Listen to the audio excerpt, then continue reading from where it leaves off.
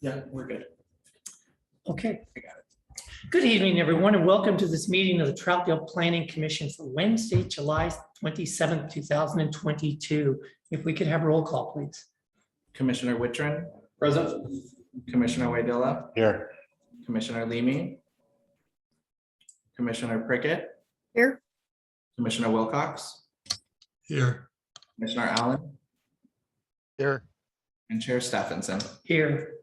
Okay, at this time, I would like to ask everyone to stand and we will be doing a pledge of allegiance and Commissioner Wittrin will be leading us. I pledge allegiance to America and to the republic for which it stands, one nation, under God, indivisible, with liberty and justice for all. Right. Is there anyone wishing to speak to the Planning Commission this evening on a non-agenda item?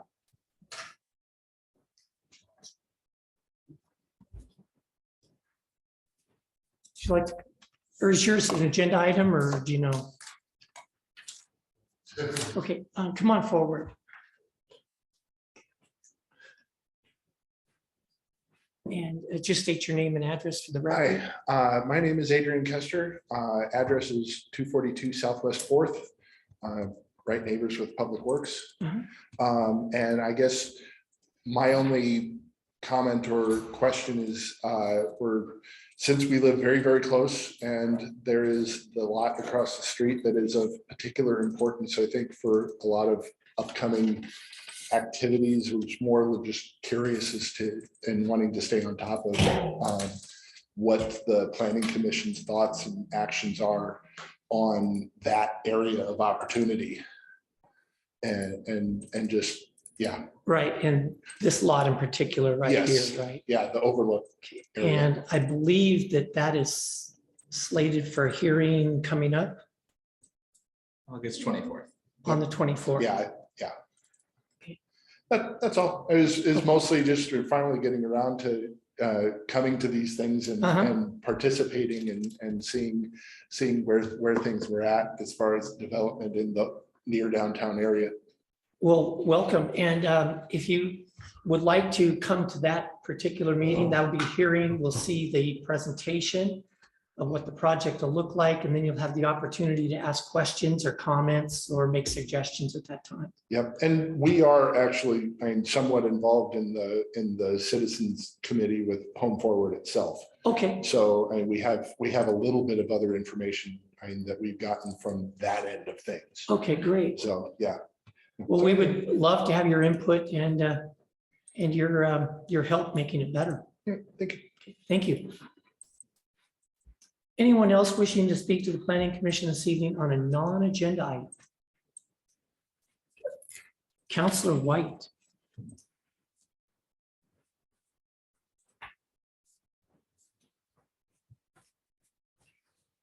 He's going to talk about parking. No. Hi there, Glenn White, City of Troutdale.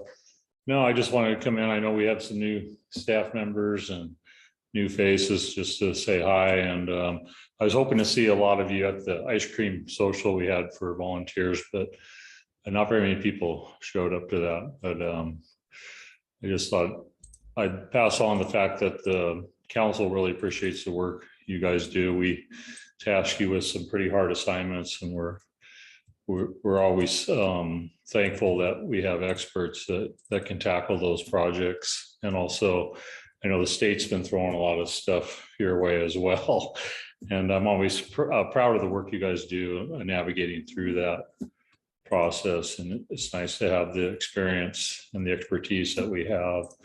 And our volunteers, we do the interviews for our volunteer committees. And after everyone leaves the room, we're always talking about amongst ourselves about the caliber of the people we have applying for these committees. And so we hope that continues into the future. So I just thought I'd come in and thank you all. It's 102 out there and you guys are in here or at home on a Zoom meeting. And I know you probably could be doing funner things than this, but the work you do is very, very important. So that's all I have. Really appreciate that, sir. Thank you very much. Okay, anyone else wishing to speak to the planning commission this evening on a non-agenda item? Okay, with that, we will move to the next order of business, and with this being the first meeting after July 1st, we will be electing chair and vice chair of the planning commission this evening. And with that, I will accept nominations at this time. Mr. Chair, Oh, Commissioner Prickett. I nominate Tanny Stephenson as president or chair of the planning commission. Second, Okay. Other nominations for chair of the planning commission?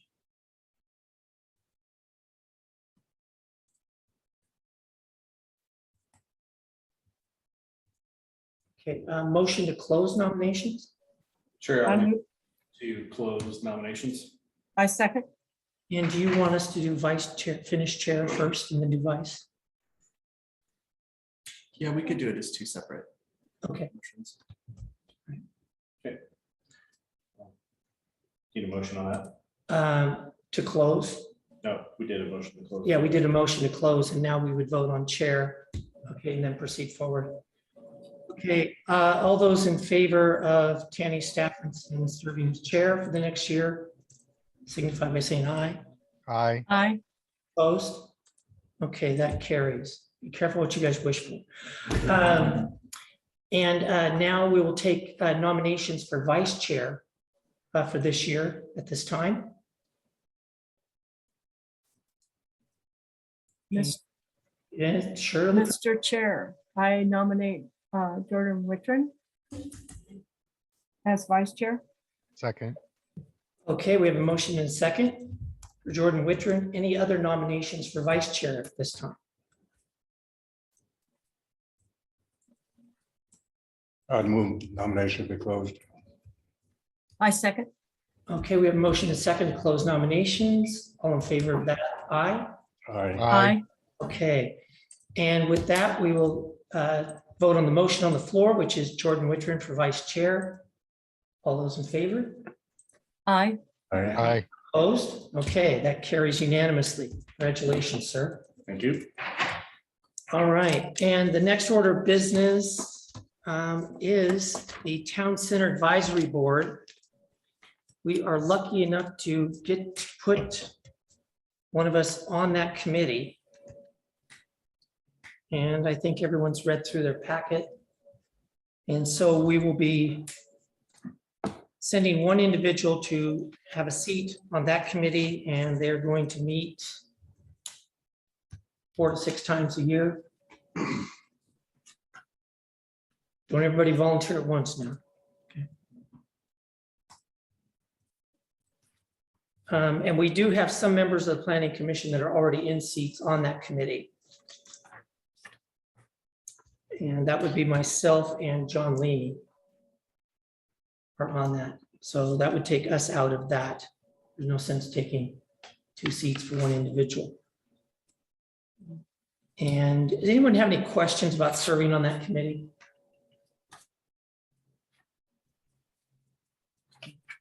Nope. Okay,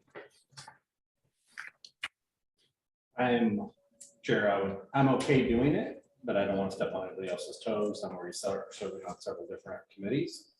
But if nobody else is going to raise their hand, I'm good with putting my name out there as well.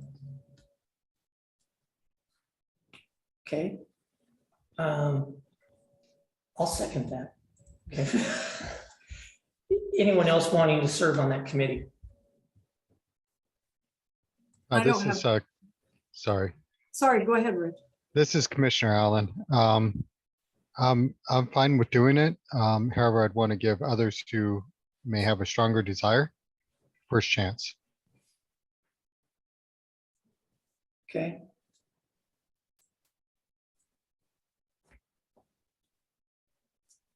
So are you throwing your name in? Are you deferring or?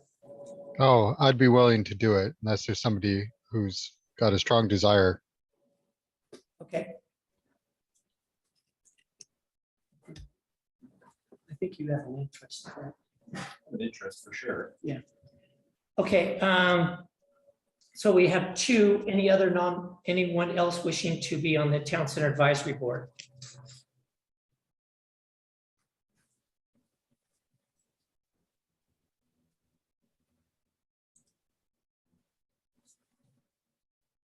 How you doing out there, Paul?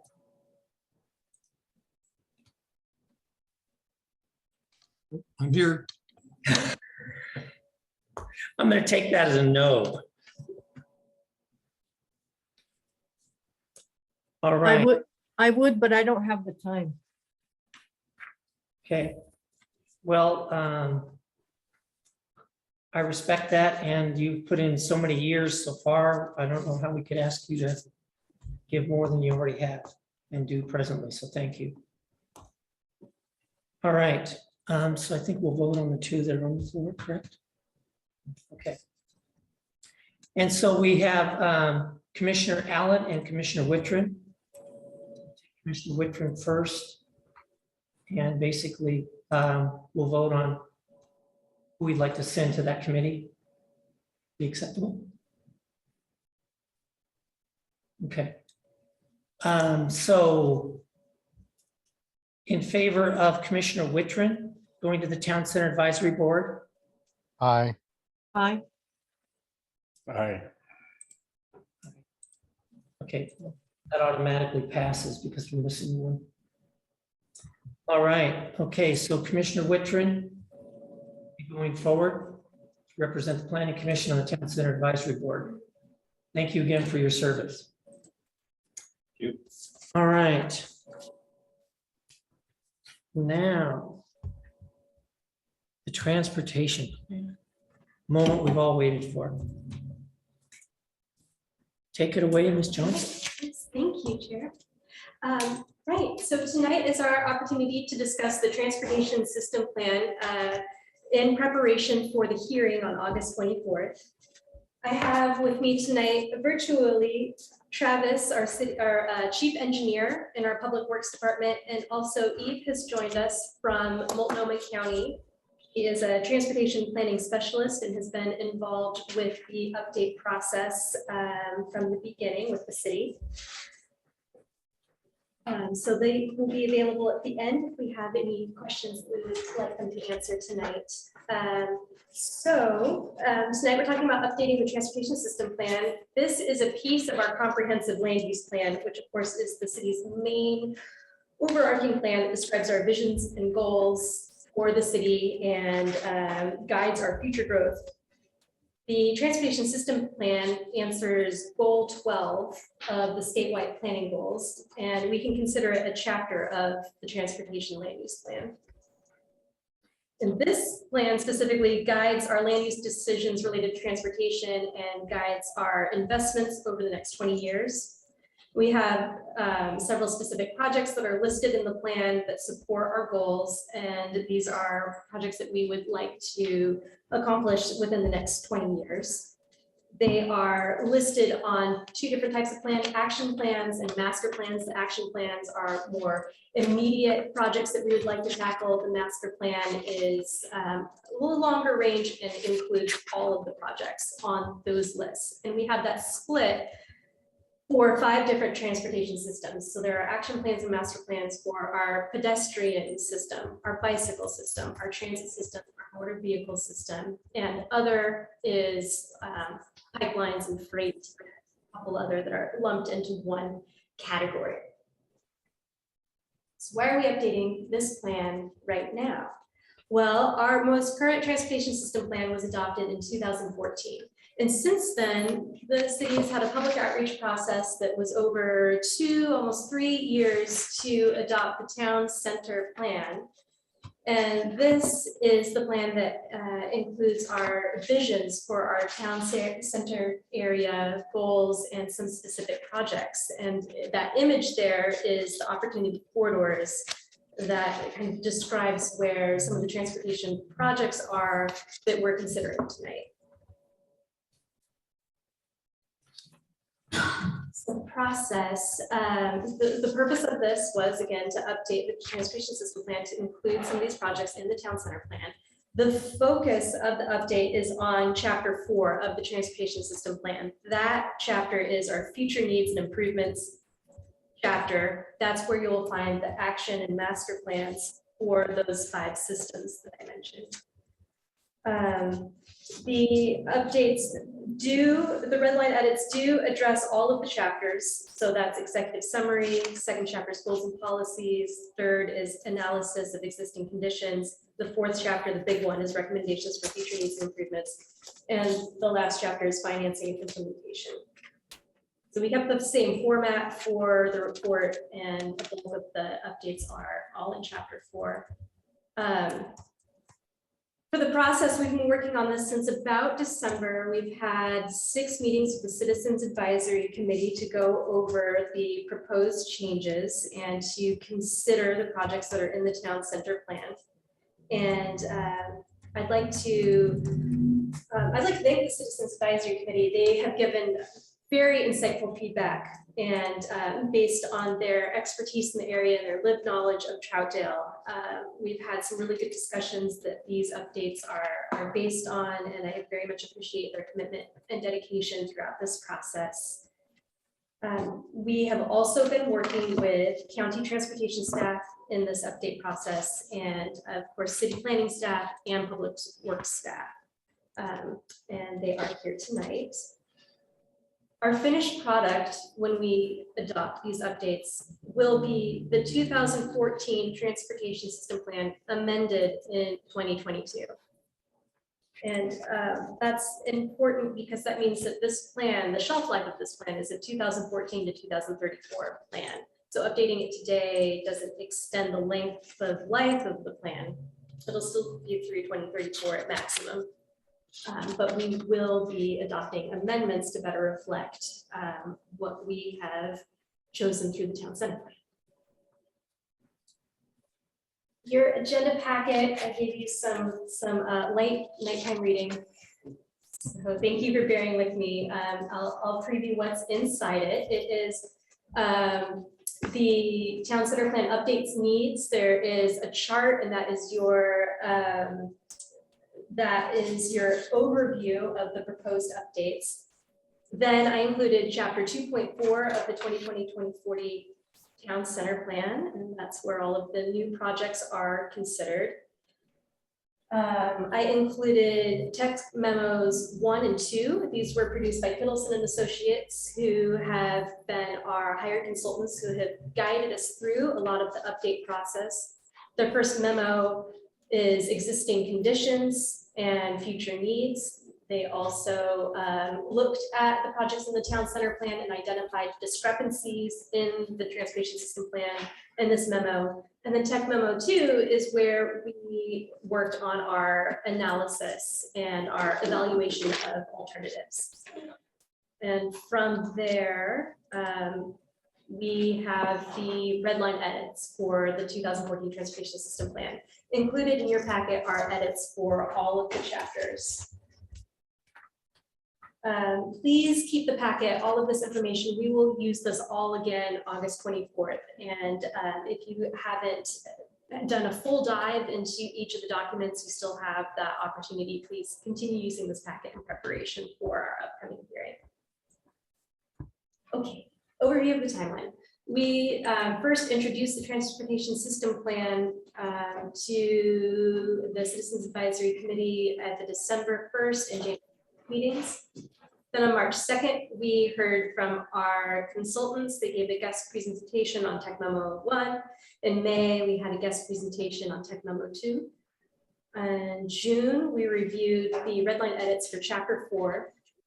And then in July, we held one more meeting to, there were more edits that weren't yet reflected, and modifications to projects that hadn't yet been reflected at the June 1st meeting. So we met again on July 6th to discuss and capture the as many more edits as we could take at that time, and had a debrief about the update process. That brings us today with the Planning Commission. This is a work session, an overview, a discussion. I'll give a briefing to City Council that's scheduled for August 23rd, And then on the 24th, we'll be back here to consider adopting the updates. And I predict in September, we'll have our hearings with City Council. Okay, so this is a visual again of the area we're talking about for the update. These are the opportunity corridors as they're identified in the town center plan and the opportunity sites identified in that plan. And there are associated projects for each of these areas. We considered all of them in the update of the transportation system plan, and we continued using this naming system throughout the update process.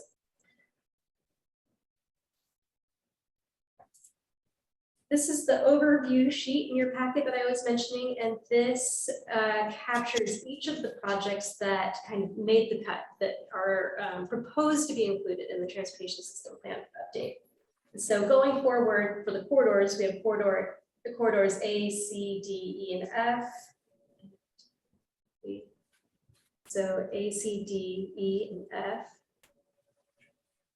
There. And we have projects proposed to continue forward for sites 1, 6, 7, 11, 12, and the Confluence site.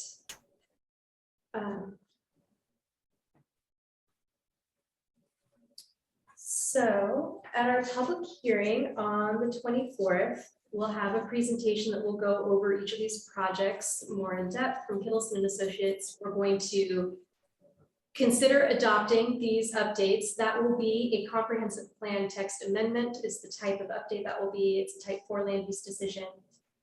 In code, the approval criteria Planning Commission will be asked to use is to consider whether it complies with statewide land use goals. We will have a little more information about that at our hearing. Right now, our proposed updates are undergoing the 35-day notice, public notice with the state. So we'll get feedback from the state in time for the hearing. We'll consider if public needs is satisfied by this change and consider if whether the change will adversely affect health, safety, welfare of the community.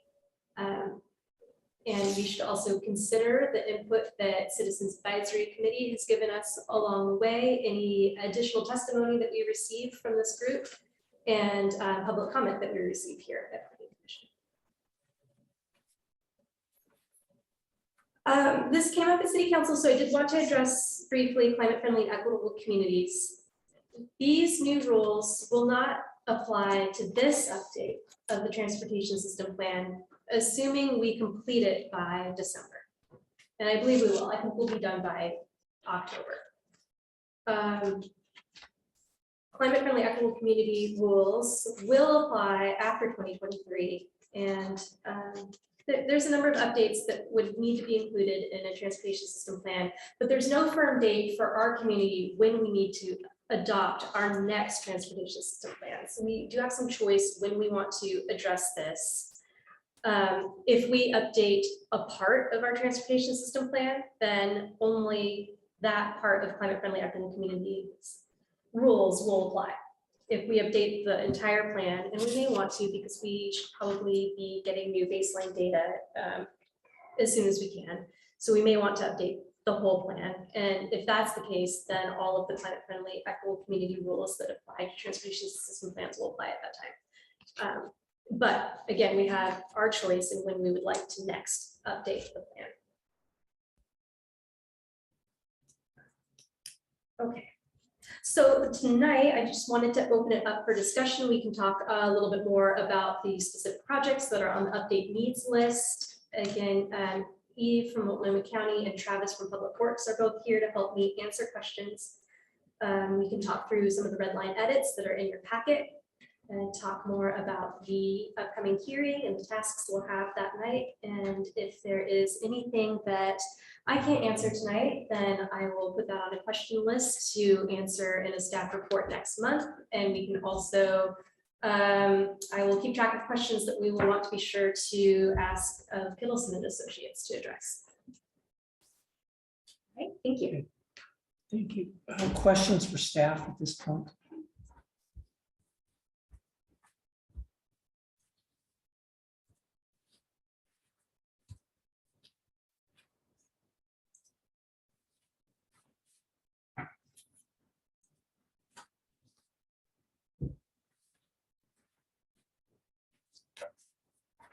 Yes, I'll go first. You have one? Okay. I did have a question on page 2-4 of the red line version. Policy H, support implementation of regional policies and strategies to reduce SOV trips, including climate smart strategies aimed at reducing greenhouse gas emissions.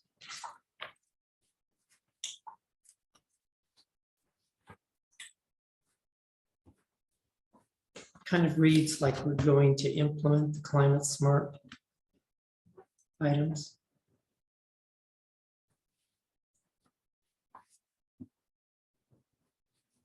I'm talking about the regional policies.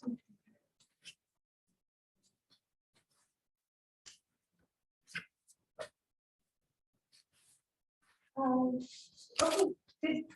And what would be your preference for policy H? I would say something like adopt any future policies approved by the city of Troutdale City Council. Mhm. Okay, I will investigate. I'm not sure we might be a little preemptive on that policy. I'm not positive. So let me see if we are able to change how that one is written. I don't know if Eve or Travis remember off the top of their heads, but I will ask and report back next time. We can adjust that policy. And then this is a lightning rod, but I'll just bring it up. If I go a little further down that same page where I got goal 4, policy B. The city shall coordinate and cooperate with the Port of Portland on its plans for the Troutdale Airport. And although we always want to support the port and work with them, there's been somewhat of a disagreement with the airport master plan and what the city's vision has been for that facility.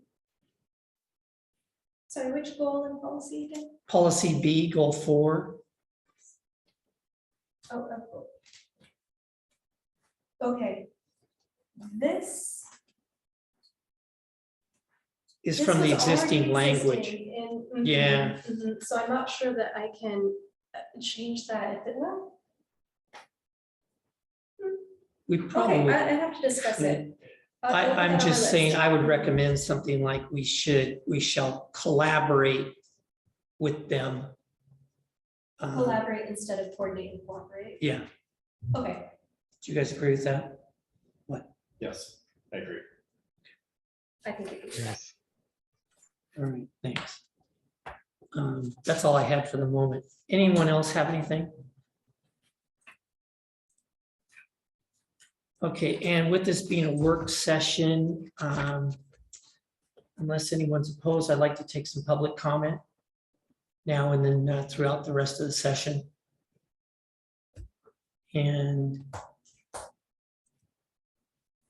CAC's almost got a quorum here, it looks like. Question, Yes, can we comment later or ask questions later, or are you asking for all public testimony tonight? you'll be able to comment later, but if there's something you want to just get out right now, you can do that. I'm new to this. Okay. Very new to this, so.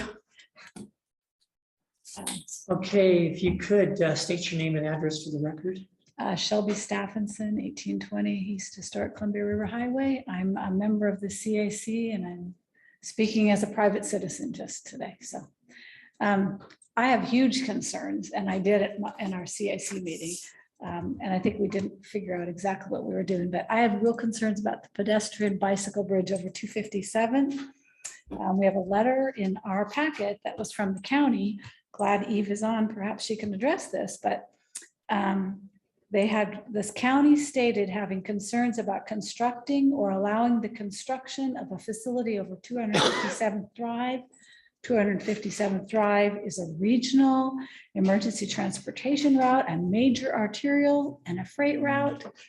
The county also pointed out that Troutdale estimated the city's cost of this bridge at 1.2 million, and the county did not know where Troutdale intended to find the remaining 90% of the project cost. That sounds to me like Troutdale would be fully funding this project. And I cannot see how Troutdale residents would want to spend $12 million for a bridge over 257 when there are real transportation needs elsewhere. The bridge also has terrible optics as it benefits one business, the food court, which really lacks adequate parking. If the bridge is to be built anywhere, it should be to the confluence site where there is future economic growth and true need. That's, I don't know if I should tell you about my other ones, but maybe I will. I think that parking standards should not, okay, let's see, I don't know if that was in the transportation plan. I just, because of the parking thing, I think parking standards should not be lowered as it affects livability of an area and the viability of businesses. Having adequate parking is very important. Just, there can be tensions that build when we just don't, people can't find parking and businesses can't have customers come, so. And then these are specific projects, so maybe I'll wait till you guys get to these specific projects. Maybe I'll comment on these other ones. So, All right, okay, thank you. thank you.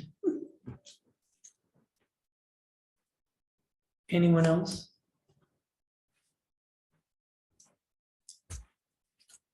Mr. Will Knight. Hey, everyone. Excuse me, my name is Will Knight from Troutdale. I am on the Citizens Advisory Committee, but I'm here just as a public citizen. I want to thank Melissa for all the work she's done on this. We've had some great meetings through the CAC, and she's been a blessing to us. And I think we're really happy. I know I'm really happy to have her on our team. So she's done a great job. My main thing, some of my specific concerns regarding Sandy Avenue were addressed during our last meetings, and I'm hoping that we've kind of moved past that. But that one specific question regarding closing Sandy Avenue tends to lead towards a bigger, higher level issue that I think we're kind of forgetting. And that's just the history of the Springwater Trail in Troutdale.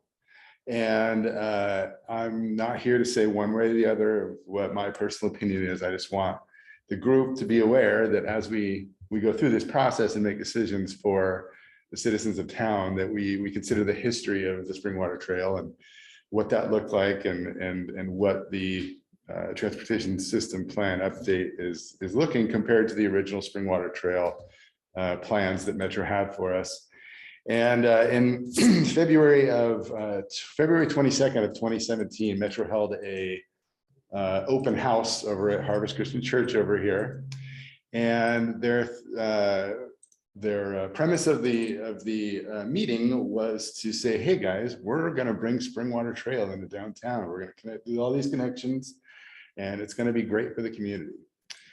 And over 200 people showed up to that meeting in very much opposition to it. And I think you can all understand why, considering the bad press that the Springwater Trail has, that the issues that come along with that connectivity through those neighborhoods. And, the trail feedback, mostly oppositional at open house. This is from, I believe, the Gresham Outlook. But the feedback was so opposed to it that Metro immediately shut down their plans to move forward with this. If you go to the Springwater Trail website and you look at many of the proposed projects in this, they're virtually the same. And I suppose my question is, understanding that we have the historical backdrop from 2017 regarding bringing the Springwater Trail through Troutdale, which would pretty much at this point, the first plan was to come right up here, up 3rd, and then right behind our brand new elementary school. There may be other options for that now, but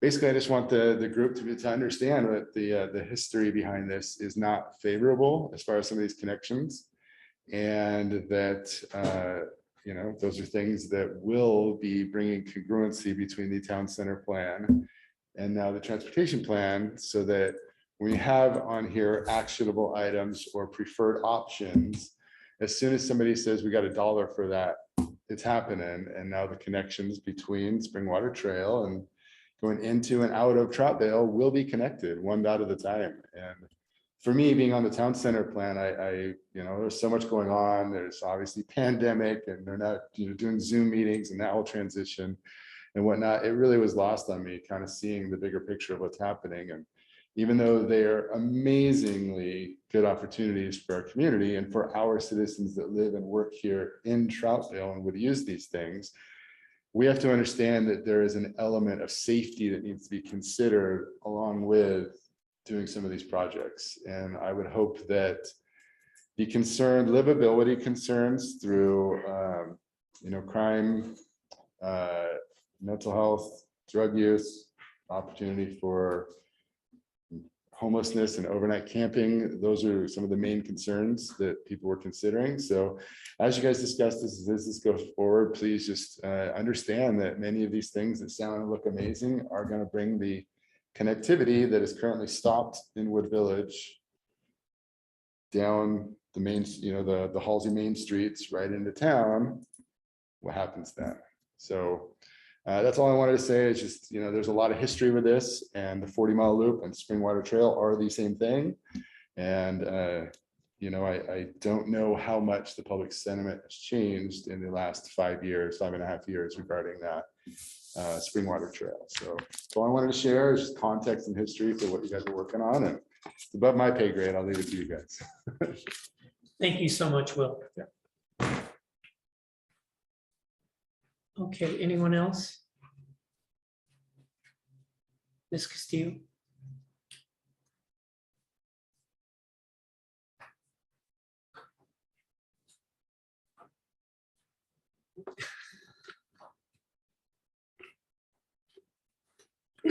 Diane Castillo, White, Troutdale, Oregon, East Historic Columbia River Highway.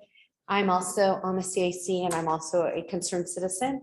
And want to let everybody, again, as Will said, that Ms. Johnson did an excellent job keeping us informed and letting us provide input and having meaningful, healthy conversations, which was very much appreciated.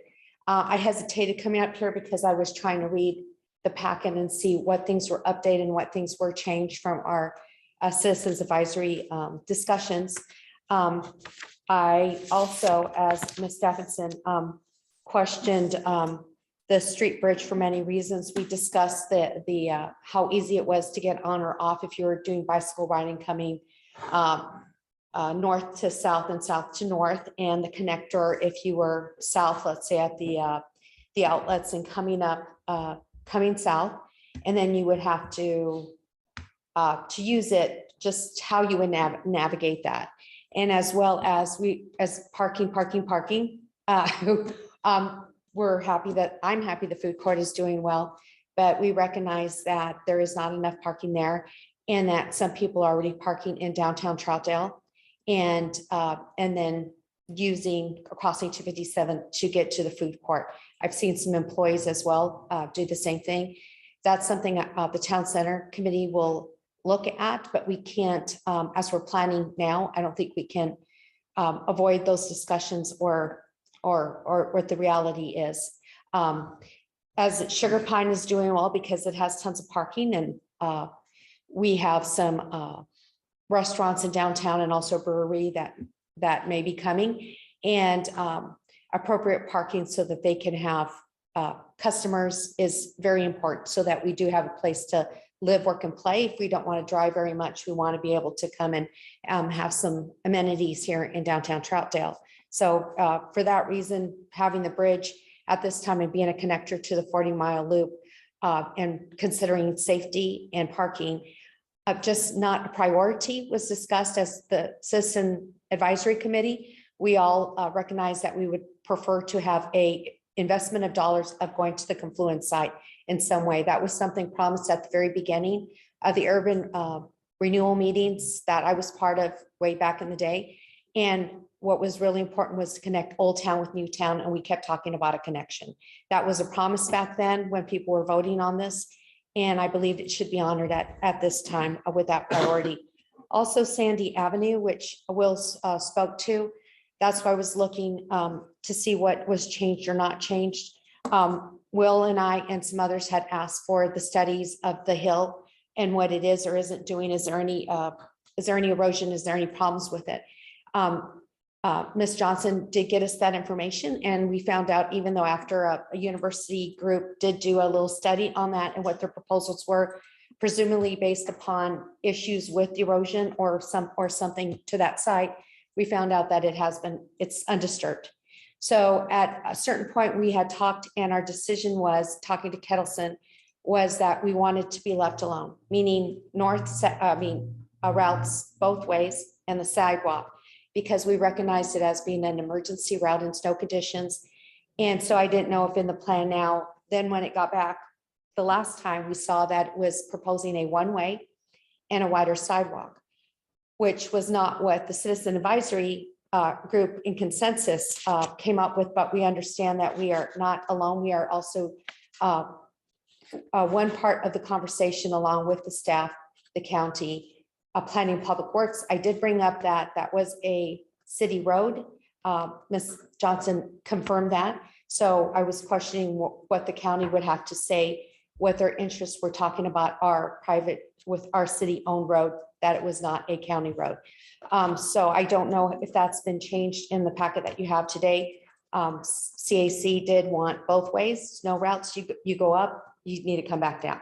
We only have a few routes that go north, south, and Troutdale. That's one of the routes noted that and with good use. And also because in 2017, I was at that meeting, and almost everybody except for one older couple did not want any part of it. And even Shane Bemis in the newspaper article cited that safety was over $1 million for his part of the connection. And so he could not say he could not recommend it. And also Casey Ryan, who was then mayor, said he had to listen to his citizens, and his citizens were almost unanimously saying, do not connect. At a later time, I believe, personal opinion, is when we get control on safety, when we get our sheriff supported and have enough and to keep all modes of transportation safe. I believe at that time it should be looked at, and I'm saying personally, I don't think it should be part of the plan at this time. Let's see, Sandy Avenue. The airport, I did go to the meetings at Edgefield pertaining to the airport, and I will have to say that I was not happy with the process. All the gentlemen, including the mayor who came to those meetings, were wanting to retain our airport and also to keep the length of the runway the same length to accommodate the different types of planes and services that were provided. And also understanding not every mode of transportation makes money, just like Metro. So it's, anyway, that was the consensus. So the person who presented that was facilitating the discussion. Everybody made a decision, you voted. I think Marv was on that as well. And then they didn't go with that vote. Then they said, oh no, now what's the next time was we're gonna look at A or B. It's like, whoa, everybody just voted for A. I'm just saying it didn't seem quite, the city of Troutdale was obviously not in consensus with what was being proposed at that time. So I would say to give Troutdale a lot of clout in saying what we would like to happen within our city. Same thing with Halsey Corridor. When it was presented to us, it said that at one time, I don't know if it's changed as well, it said that the CAC was going to not give our recommendation. We were going to leave it to the Halsey Corridor group. And I made the point that the Halsey Corridor group is full of many members of different cities. It's Fairview, Wood Village, Troutdale, it's a county, and I don't know what other members there are on that as well. And Glenn White, my husband, is on that committee. That's one person, and maybe a planner as well, has some feedback in and out. But I did not like the fact that the CAC representing the citizenry did not have a say in that conversation, that it was, language was changed. Thank you. I did see that.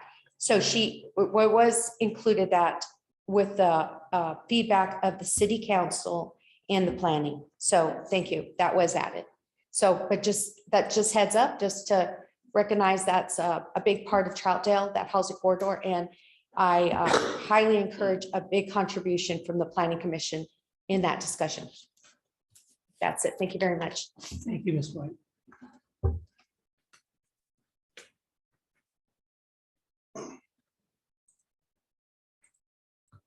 Okay. Any rebuttal or anything? I will address Sandy Avenue. It was removed from our recommendations. We had a good debrief meeting after, anyway, last month, and we went through a lot of the changes that CA still wanted to recommend. That was an important discussion, so we removed that one. I am uncertain how to proceed with Second Street Bridge. From CAC and from others, I'm hearing a lot of opposition right now, but I do know that City Council adopted it in the capital improvement plan. So that I'm not sure how to handle that. I wonder if Planning Commission has any advice or thoughts. We would make a recommendation to council to remove it. I don't want to speak for the commission, but if that's the commission's decision, we would make a formal recommendation to have it removed from the capital improvement plan. I would just say the memo from Multnomah County is, I guess I'd say, enlightening, and really says something, because I don't think anybody's really known to this point that it could potentially cost $12 million to build that bridge. And from a personal standpoint, I think we have things like the confluence that have got to have the proper access. And, you know, to spend this much money here, I don't know how we can spend the funds we need to in the other places and get it all done. I think we have to prioritize. And also, not to mention just the cost, they don't really want it anyhow. And it's kind of their road. And I think we need to say, hey, are you up for this bridge going over? And it sounds like the answer to that is no. Would that be correct if I could put you on the spot?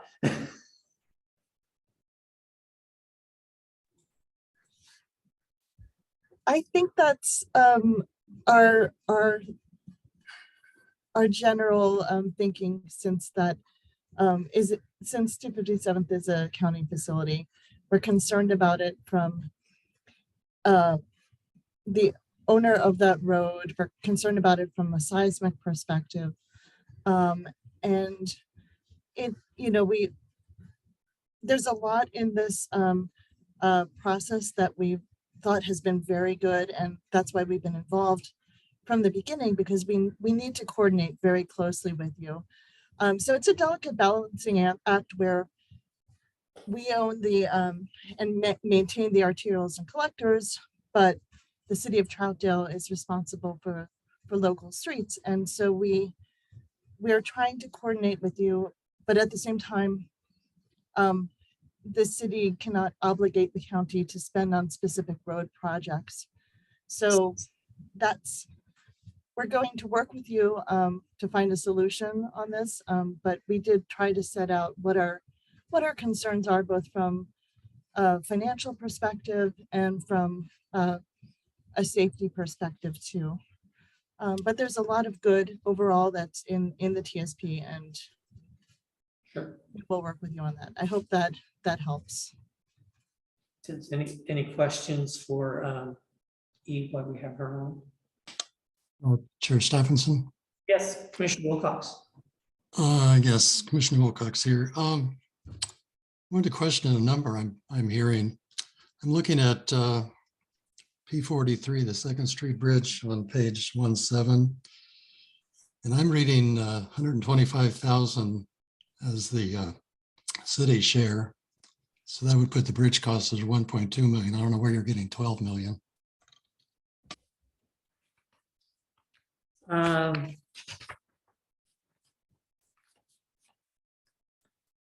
I'm looking at the county's memo, and that would be specific comments on TSP, the second page of their memo.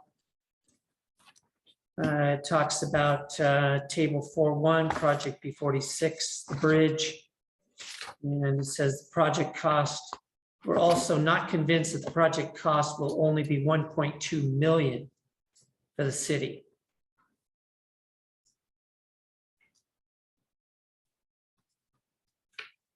So that's where I got the 1.2 million from. Okay, well, like I say, P43 is showing that the city's cost share is only 125,000.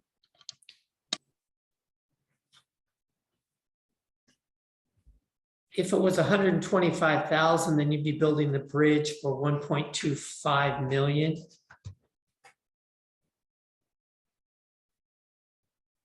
Correct? Am I correct at that? Yes. I don't know that you could design it for that, frankly. Just saying.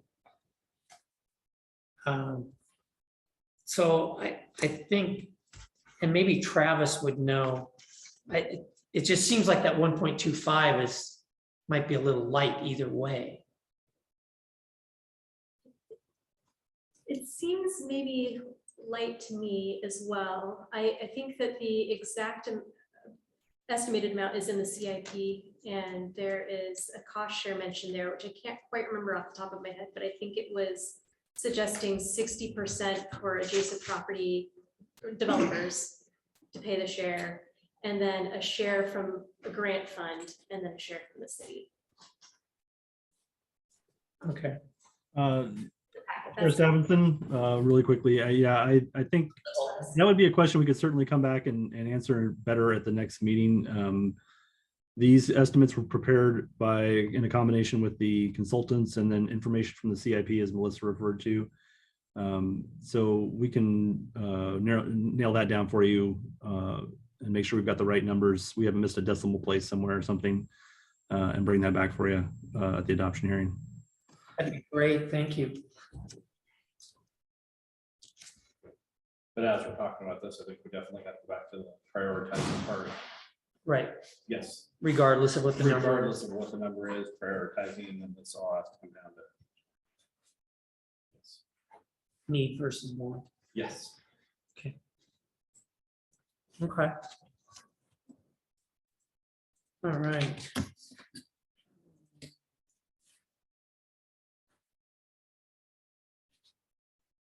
Do you want to add anything else, Eve? You good? I don't think I have much more to add at this time. Any questions for the county? Okay. All right.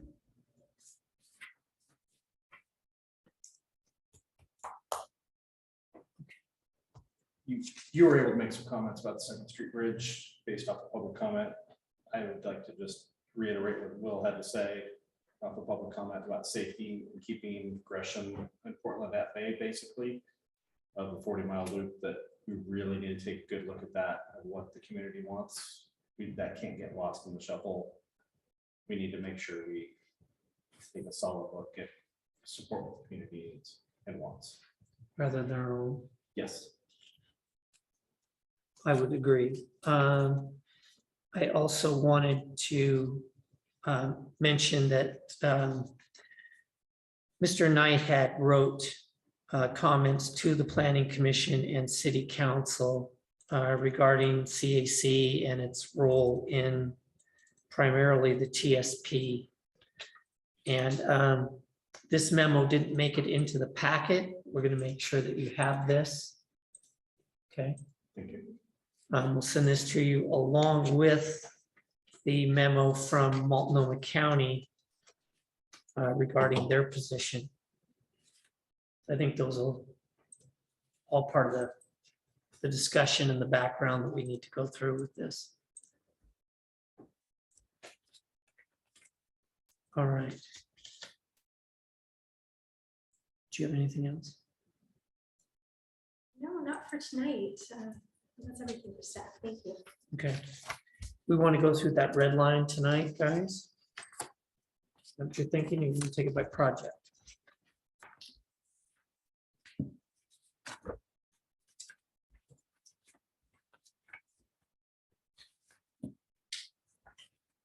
we will be making a recommendation based on the red line version that we have, which is CAC's version. And we won't be directly editing this, but we'll be making recommendations to this to council.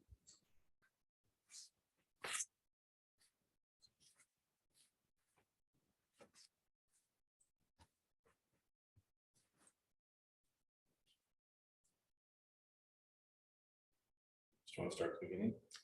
I'm thinking that's gonna be the best way to do it. Okay. All right, so here we go. We blast right off with executive summary, page 1. And you see the dates are all updated.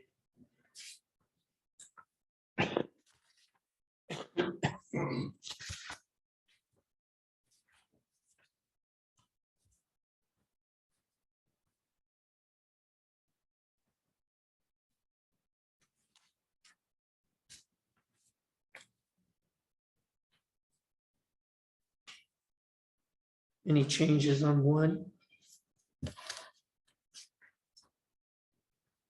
Or comments? 2? You guys are quiet. Okay, on to number 3.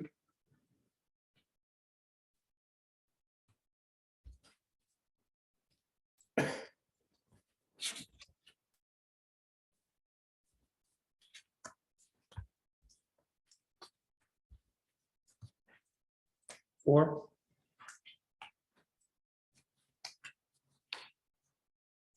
Then we get into 6.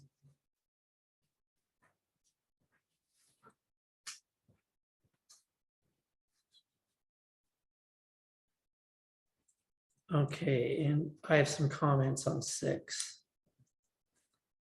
I don't know how to address this other than to just say it. When I look at P5, right? Facilities according to the Main Streets on Halsey plan. And with all due respect to Mr. White, who's in the room that's on that committee, I just know that the Planning Commission, we had a 3-city work session. And we voiced some concerns that we had over some of the model code. And those concerns were never really addressed. The code came, the next meeting was that same code went to council. So if we're working with the same people that we're working with then, I'm hoping our result will be different. And actually, I think Troutdale should be the biggest kid on the block, so to speak, in the town, in the Halsey Street plan, because we have the most property. We have the largest population. We have the largest businesses. And so I think we should have the loudest voice through that entire process. So that part does concern me. If we're going to do things based on that plan, we need to make sure that we have input into that plan. Because I know that, you know, what came out of that plan as far as, and Alex remembers this, as far as some of the M2 and M3s, right? It was pretty heavily debated. The height, things like that. So I just think we need to be aware of that, and we need to make sure that we have a voice. And it's not just if 2 cities decide it, it's coming down your throat kind of thing.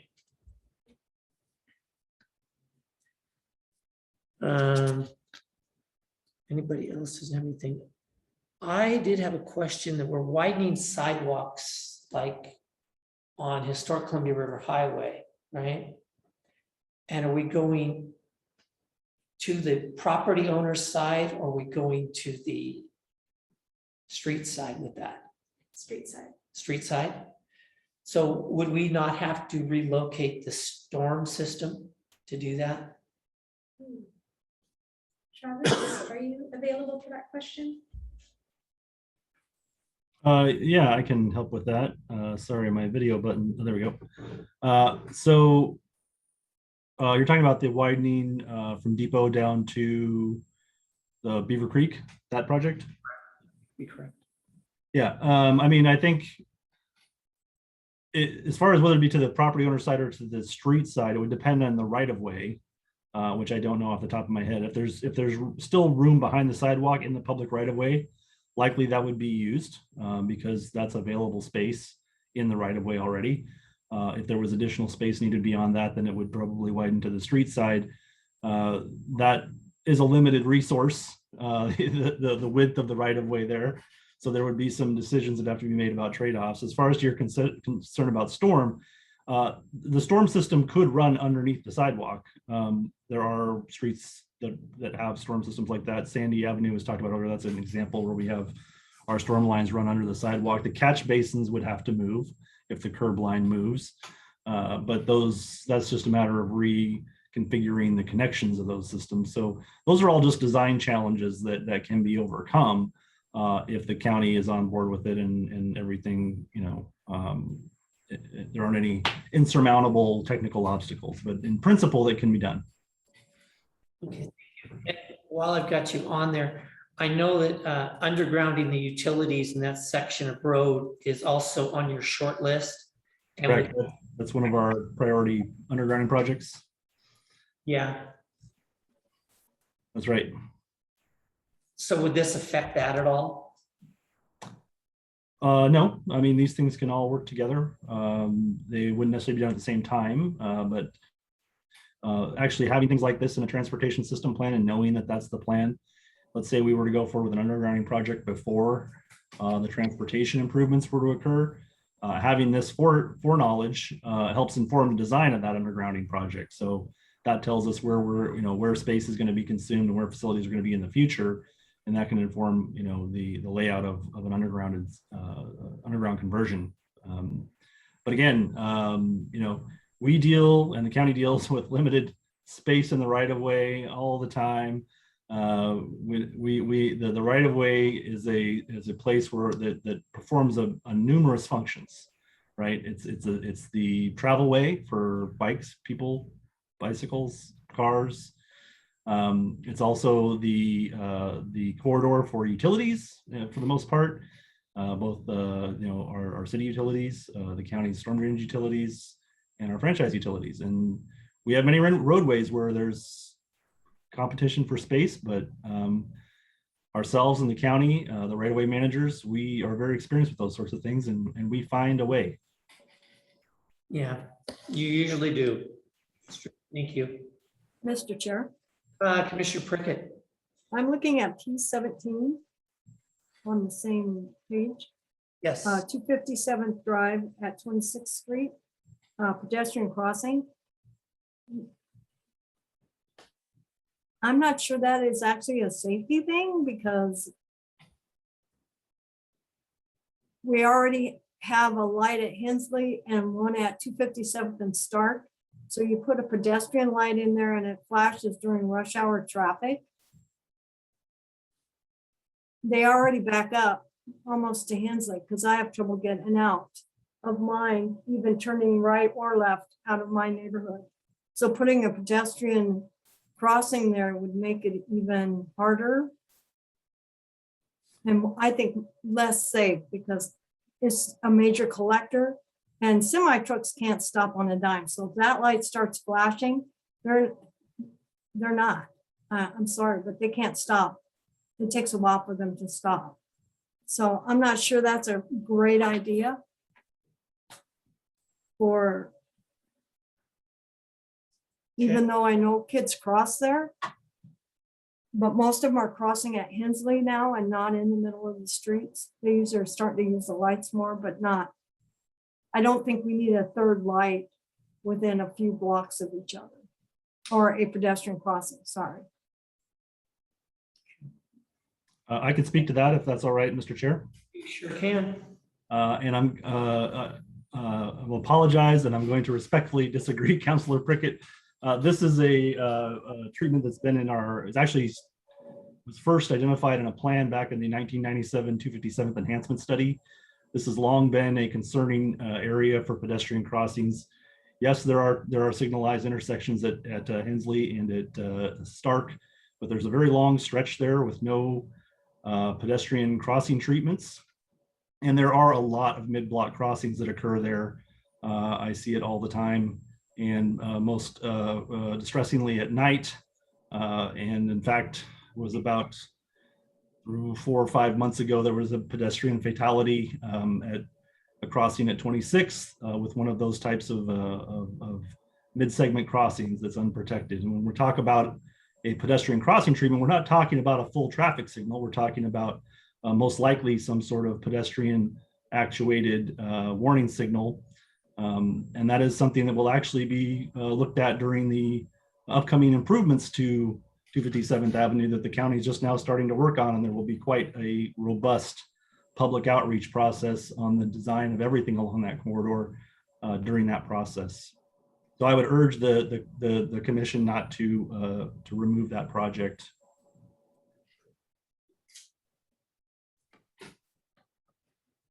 Thank you, Mr. Holton. Thank you, Travis. Anyone else on that one?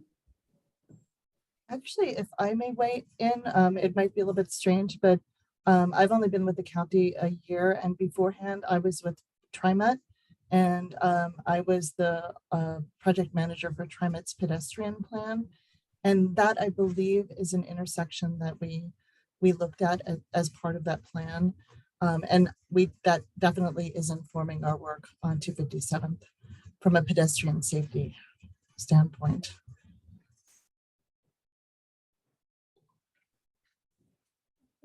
Clarify one thing. And Yes. We may all be on the same page on this already, but I just wanted to clarify, anything in black ink that you see is in the 2014 plan as it's adopted today. The red strike through is what we're planning on proposing to take out. And then the red insertions, it might be a new project we're proposing, or it could just be correction of wording or just rephrasing. So it may or may not be a new idea. I do understand that. My house is directly off 26th and Indian John Place. And getting out even now is hard enough to make a left turn is hard enough. But if you block that middle section, you're not going to be able to make a left turn out of it. If you put a pedestrian island directly across. That's the only thing. I know it's a safety thing, but it's hard enough to get out without having something in the center. We have that issue with 242nd at the left turn light. They put street areas in, street trees in, and it backs up because everybody wants to turn left out of Eagle Creek onto 242nd. So they shoot out from there and cross that left turn. So I'm not sure, I understand it's for a safety thing and it's been in it for a while, but you might want to rethink how it's designed so it's not impeding the people that need to get out of their area. I have to go clear around sometimes because I can't get out. So I don't know how that's going to work, but we'll take a look at it when it comes to 257 once you do the improvements. We'll see what designs you guys come up with. I'm open to that, but just to be leery. I'm just a little leery. Point taken. Okay. Anyone else?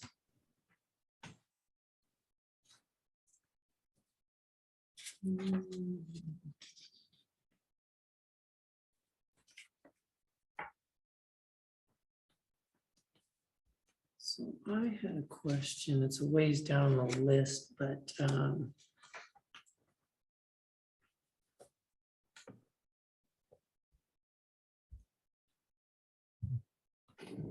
building bike facilities on West Historic Columbia River Highway sidewalks.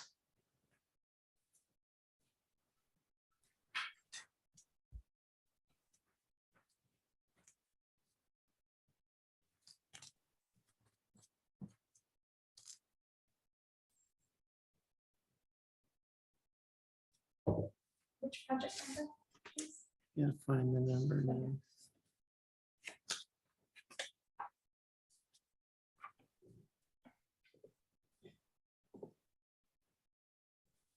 B3. Yeah.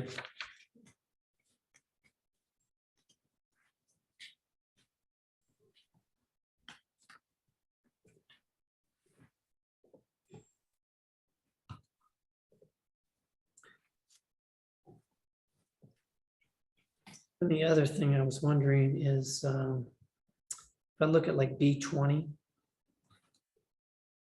enhanced on-street bike lanes from Depot Park to the east city limits. Right. And so are we coordinating with the state? Once we get on the east side of the river? Or the feds? To do that work? If I can address that, I think, and correct me if I'm wrong, Melissa, I think the intent here was really to the bridge. Maybe a bit of a misnomer there saying the east city limits, because really the east city limits goes all the way down, as you would know well, Chair Stephenson, the east city limits go all the way down to down the old highway for quite some distance. I think what was intended there was basically to the river. Do you have a different understanding of that, Melissa, or is that really what was? I think that's a good way to phrase it, Travis. It's these updates are primarily focused on the town center plan area, so it seems like we might want to revise that language there. Just to say to the. Sir? I would have one question or comment on project B2. In just the sort of, while I will never, ever in general complain about the addition of enhanced bike lanes, which frankly riding on most of our streets terrified. The idea of bicycle traffic up and down Buxton between historic Columbia River Highway and Cherry Park Road is either heart attack inducing if we were going uphill, or crash/brake failure inducing if we were going downhill. And I sort of question the need for what is already functionally a more south arterial for bike traffic. And I guess the question I would have is there a lot of bike traffic on Buxton? It's certainly not a very desirable ride, but there was a more elaborate project plan for the street that involved various micro mobility, an experimental micro mobility corridor, I think was how it was phrased. And so this is kind of pared down from that idea. I think north-south, it is an important route for people that are riding their bike. I think, Travis, you might ride that route to work sometimes. Are you talking about that? Yeah, I mean, I guess I can address that from personal experience, working at the public works shop, and with the weather being what it is this time of year and in past summers, I do ride my bike. I ride my bike up that hill. I'm not in the best of shape, and I'm able to do it. I have great gears on my bike, but I will certainly acknowledge it's not for everybody. It is a slog, and it's not something that people are casual recreational riders probably going to do a lot. I think this is one of those ones that's kind of, you know, you can look at it either way. I mean, you know, there are people that are willing to do that. I'm one of them, but there aren't many of us probably. You know, if you want to give people the opportunity to have that additional protection, it certainly would be nice. I mean, I ride it without the bike lane. It is a little nerve-wracking on occasion if it's at rush hour, but you know, I even as someone who uses it, I kind of go back and forth on that one, because I just know it's not going to be a huge population that's gonna use that route, particularly the uphill route. certainly it's quite a slog even in my lowest gear. Commissioner Woodruff. I am up and down Buxton all the time. I do not see a lot of bicycle traffic at all, personal experience. Then question number 2, is this gonna cost us on-street parking? What's the plan? On Buxton, Yeah. well, we don't really have much on-street parking on Buxton. Pardon me? At the top of the hill. I think everybody who does it is insane, but they do. There are Yeah. some, Yeah, yeah, there is. but then there's some on the top of the hill, you're right. Yeah, where it meets up. So I don't know, but So, yeah, potentially it could cost you that, I guess. yeah, and there's people parking, folding their mirrors and called good. So. Yeah, I guess I'd say, on balance, obviously I work right there on the road all the time there, that there isn't a ton of parking that goes on, but there's even less bike riding. Okay. So it's not used heavily probably for either one, probably even less so for bicyclists, at least currently. Chair, were you talking about B22? Bike transit hub. No, I'm not talking about the hub. No, I want to live.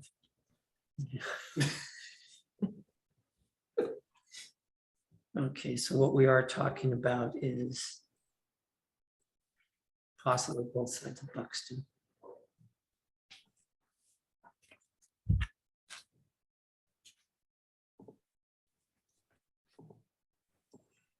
I really appreciate everybody's input. This makes a lot more sense through it this way. So, anyone else? Do you guys have any other comments? Oh, I do, Shelby. I'm not surprised. Come on forward. Okay. It's recorded. Okay. Well, just that, I think you were bringing up B20 along with M17. I had those two together, which had to deal with the range from the depot park to the east city limits. But okay, that answers one question if you meant it just for the river, because I was thinking that's a federal highway on the other side. But what did it mean, enhanced bike lanes? I actually have to admit, I didn't pay attention when I drove through that area. Is there a bike lane marked out there now? That's what it means by enhanced bike lanes, or Enhanced would What's be a enhanced dedicated mean? lane, right? it's a dedicated lane? Is that what an enhanced bike lane means?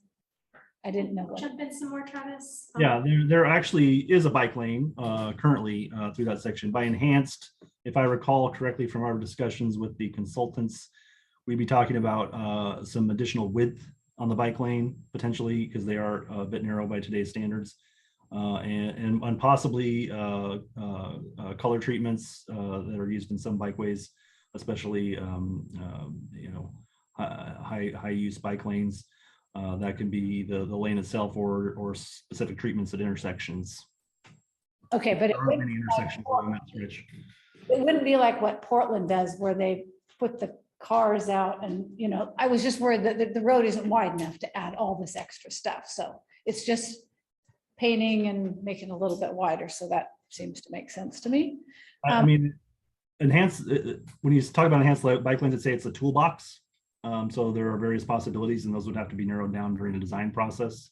I think that can range everywhere from just widening to adding color treatments to some cases, even a protected cycle track type treatment.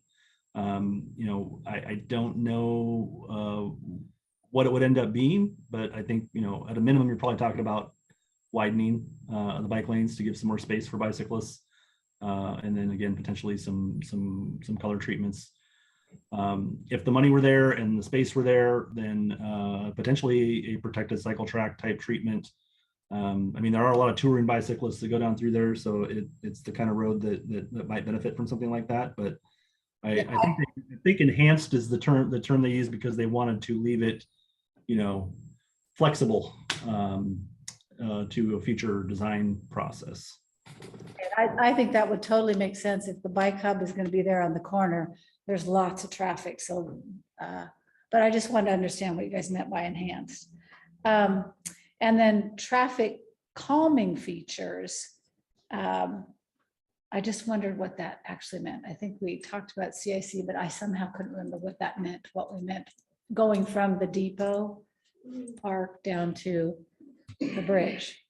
What sorts of, Yeah, I'll be happy to address that as well. And it's kind of a similar answer. Traffic calming, again, there's a tool, there's sort of a big toolbox there.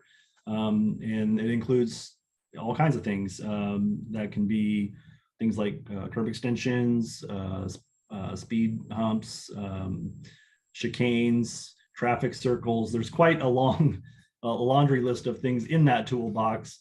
And you have to look at a particular roadway where you want to do traffic calming, and the geometry of the road, the use of the road, the amount of right of way you have, how much space is being consumed by other facilities, and select the right tool for the job. And again, I think that's maybe I sound a little bit like a broken record here, but it would be a similar case to the enhanced bike lanes. When it comes time that, you know, everybody gets together and says, hey, we're actually going to do this, then you open up the toolbox and you look at what you have, and everybody figures, okay, what's the best tool for the job in this case? And there are probably some things in that toolbox that I could pretty confidently say wouldn't be there, but I really wouldn't know until some, you know, we actually started looking at it very closely and looking what's in the toolbox and how much money we have and what's really going to fit that particular scenario and achieve the intended result, which is obviously, you know, getting people to drive more attentively and not so fast. okay.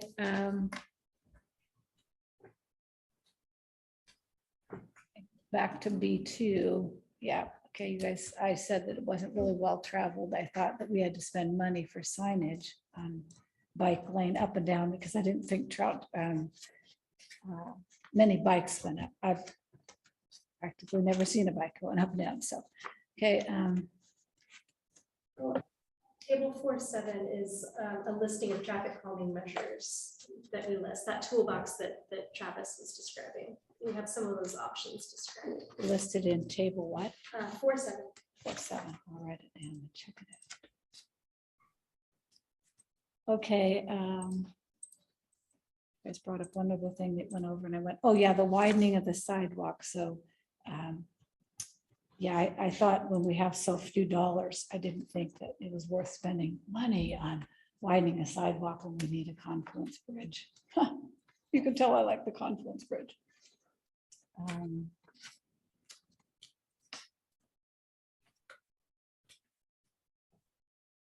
And then my other project, I think, was B3. That's the bike lanes on the historic Columbia Highway from Halsey Street to the railroad underpass. And I just didn't know what's, our bikes travel on that road a lot, that we need to have bike stuff on that. And then I didn't know if it connected with. It's more West Historic, isn't it? Yeah, that's West Historic from downtown, like where the gas station is. Down that road, we're gonna put in. Yeah, this says Halsey Street to the railroad underpass. And so I just didn't know if Really, I would putting think bike that's West lanes in Historic there. more than it's Halsey. Yeah, it's not Halsey, it's from Halsey Street where Yeah. Halsey comes in and goes down and to the railroad. And then it looks like on the diagram, down 244th, there is proposed bike, but there's this section of nothing. But then again, I'm like, I didn't know that bikes even traveled on that. So that's why I'm like, why do we put a bike lane in if, but so maybe you guys have traffic information and we didn't have that, or bicycle counts or something. I don't know if that happens. Maybe I'm analyzing too much in the weeds, sorry. So that was my question on that. Can Go you ahead, say? Travis. Yeah, if I may, you know, keep in mind, this is a plan that's forward looking. It's looking to the future. So when you look at the lands along West Historic Columbia River Highway, you have current development that's happening down there with the Howard Estates subdivision and the Lancaster Park subdivision. And you have the potential for additional development along there with the undeveloped lands around the, I forget the moniker for the other big lot, undeveloped lot down there. So while there is a limited residential and commercial development along that stretch right now, it's coming, it's happening right now, and more is coming. So I think this is a forward-looking type of project, understanding the need is coming, that there will be folks living there, and they will want to have the option for that mode for travel. And also it's an alternate route, around 244th, an alternate route to Halsey.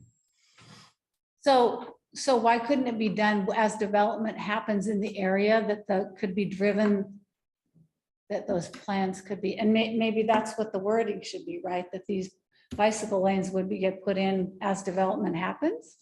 Well, you'll note that the cost is nil, is what's listed there. So I think the presumption is that it will happen with development. The TSP, as Melissa stated at the outset of the discussion, this is not the CIP.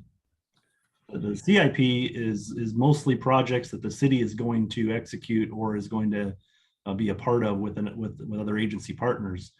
The TSP talks about improvements that are needed. Many of them would be provided by developers. But if we don't have these things in the TSP, then we don't have a mechanism to tell a developer, hey, you have to provide this. That's why we want these things in the TSP, because through various interlocks in our development code, it says if you're developing a piece of property and you're responsible for the half street improvements on your frontage, you have to provide the improvements that are called for in the TSP. As far as the cost factor goes, the way this is laid out in the TSP, the way I read it, is that it's not something that we're planning to do or even necessarily asking the county to do. It's something that needs to be done and will be done by developers as it develops. Now, there'll be some gaps that'll probably, ultimately have to be filled in with a little help from the city or the county. But by having this, you're basically providing a vision here of what the facilities that need to be on that street, so that when a developer comes in, they need to provide those facilities. Okay, I get it. Now I understand better. Okay, I think that was it. Chair Stephenson, Yes, Commissioner Allen. just for clarification, it seemed like there was a lot of opposition to P43. What was that? And P44. How are we ending with that one? 43 and 44.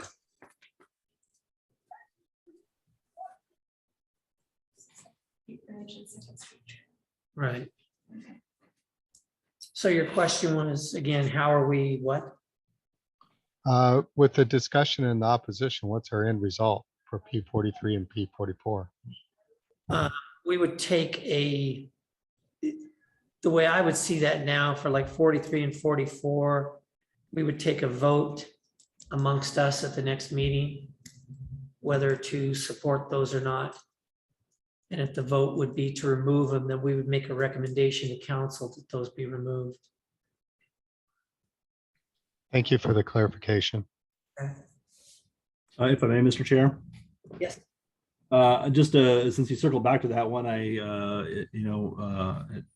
while some of the discussions were going, I did go back and look at the CIP entry that was added for that project, and there is a disconnect between the cost figures from what's shown in the CIP and the percentages and the overall costs as to what I'm seeing here in this. So I'm thinking this must have been some sort of errata. I'm not sure the genesis of it, but as I said before, we'll run that to ground before the next meeting and make sure you guys have the best, the most up-to-date, current, accurate information on that. Appreciate that. And while I've got you right there, Marine Drive extension. I'm just curious, where are we extending that to? So the Marine Drive extension, sometimes known as the Backage Road. This was a project that came out of the interchange area management plan that the city collaborated to create with ODOT back in, I think it was 2012. This was intended to be a reliever for frontage road, to commuter traffic reliever, to try to get as much as possible, separate the commuter traffic from the truck traffic, because that was creating a lot of mobility problems on frontage road, and that was kind of the best solution that they were able to come up with during the IAMP, interchange area management plan development. And it's incredibly expensive and has a lot of challenges to it. My thinking on it over the years has kind of leaned towards, I don't feel like that's probably likely to become a reality for a variety of reasons. However, it's still in the interchange area management plan. We have an intergovernmental agreement with ODOT that we agree to work collaboratively to make that interchange area management plan come to a reality. So what we concluded is without an update to the interchange area management plan, we really don't feel like we can remove this from our TSP. We're sort of obligated to carry it in our TSP until that interchange area management plan is updated. And in my view, hopefully that project were to be eliminated. But until that happens, my take on it is we're obligated by that IGA to recognize this project as part of our plans and to carry it. As I said, I would hope that changes in the future, but until the IAMP changes, we really aren't in a position that we can just dump it. We're in agreement with ODOT, and I'll just note that ODOT has certainly held up their end of the deal in the interchange area management plan. They've invested huge amounts of money in our interchange over the last 10 years since that IAMP was developed, and so I guess just it would be for lack of a term, bad form to say thank you for doing all of your part, but now we're going to dump this other project that we all agreed on now that you've done all of your expensive parts of the IAMP. Okay. Thank you for that clarification. I was kind of lost there. I was thinking they're going to have to get a chalupa or something and then come around, and because we've kind of got Taco Bell and Black Rock right there. That actually, just for what it's worth, during the review and design of that project, ODOT did have them design that entry road in such a way that it could accommodate the future extension of the backage road, if that were ever to come to fruition. Okay, thank you.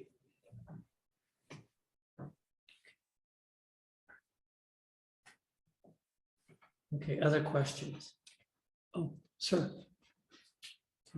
One very quick thing, and it's not so much a question about any of the projects as stated, but one of the challenges that I know is stated at one point in the TSP is that there are very few north-south arterials. And I see projects related to improvement of traffic flow up and down Buxton is being noticeably absent. And I was just kind of curious, just because I'm kind of new to this process, if there was any insights that anybody could offer on that. Because as was stated by one of the other commissioners on another street, for anybody going north or south on Buxton coming from any of the side streets during rush hour is a near impossibility. So I'm just sort of curious on the commission's thoughts on that. To approve mobility on Buxton, I would say the big thing would be to signalize that intersection, correct? And that's probably a ways off at this point. Yeah, I'm not too familiar with that. I have heard it come up in discussion. But I'm not sure where that's at as far as timing, if any.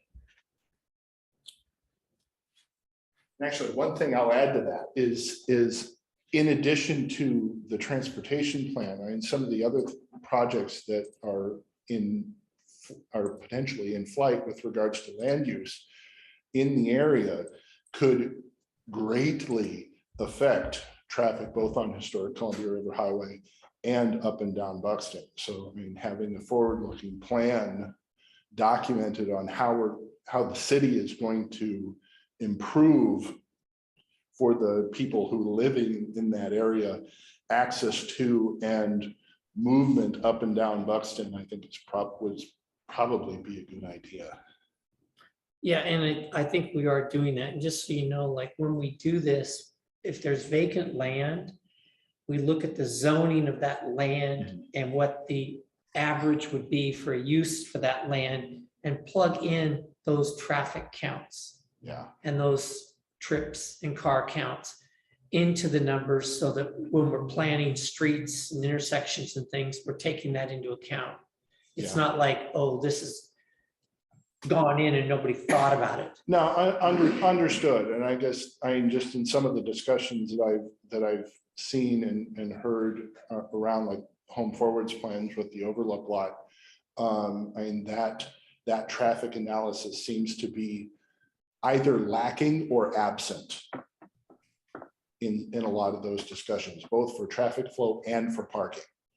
So it's certainly, as somebody who has to get on and off of Buxton very, very frequently, since I live on that dead end street, it's definitely a concern. No, and I appreciate that. Thank you. I can offer a couple comments, Mr. Chair, if that's all right.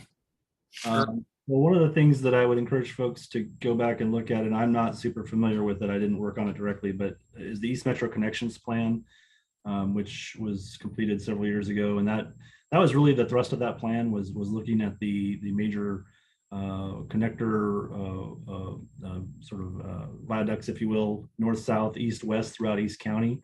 And that generated through intensive modeling and all kinds of process, which roads needed capacity improvements and enhancements for the foreseeable future. And nothing really came out for Troutdale Road out of that process. So to the extent it's any comfort, those things have been looked at in other efforts that I'm not as familiar with the details of, but I do know that was part of that. And the Buxton Road particularly is, as Chair Staffen said, probably one of the main issues with mobility on Buxton north-south is the intersection at Clemson River Highway, and we need a signal there. It's been on our CIP for quite some time.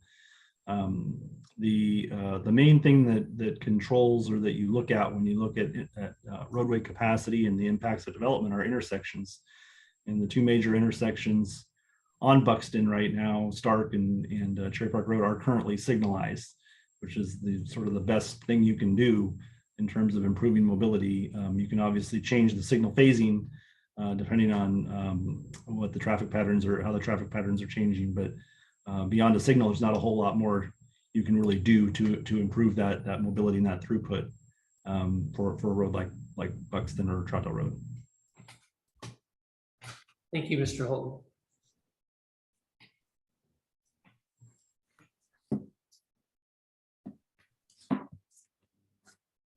All right, commissioners.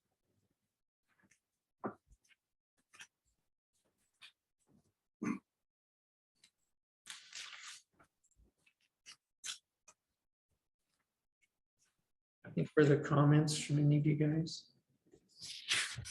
Mr. Wilcox?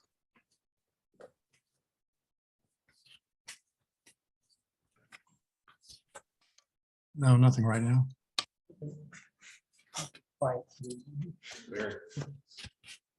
Commissioner Allen, you good at this point? I am. Okay. All right, Commissioner Prickett?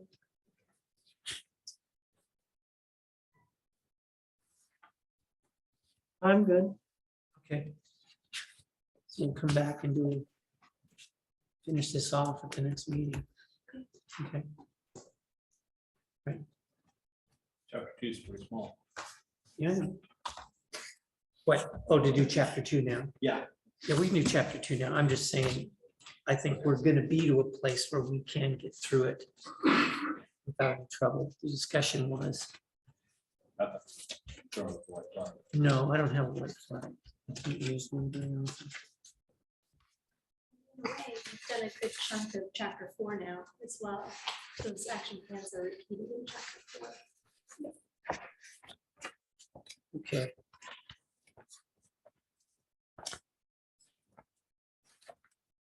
A lot of changes in chapter 2. I don't know if they have any in chapter 2, do you? Are you talking 2.4?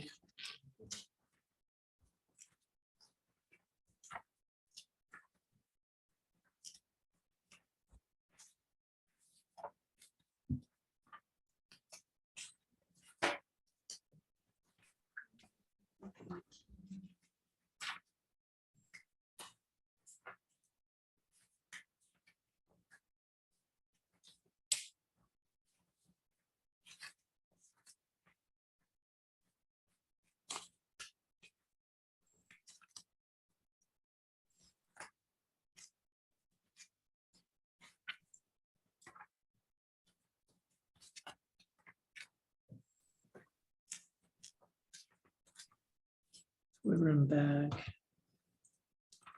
from where we were on 2.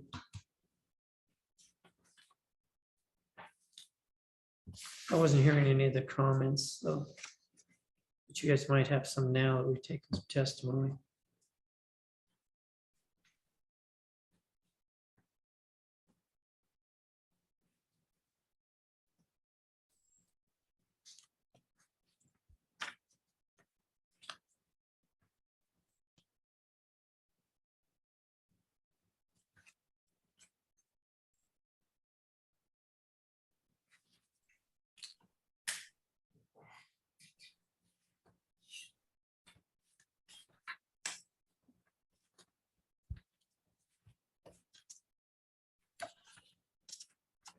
Anything else on 2?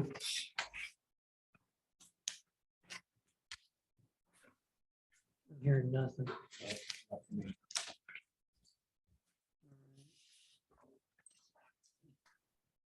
3 is pretty minor. You know what I wanted to ask you about chapter 3 on 3.8? Do we have any leverage with TriMet as far as TriMet dictating their level of service? And we feel that we keep hearing that that's short.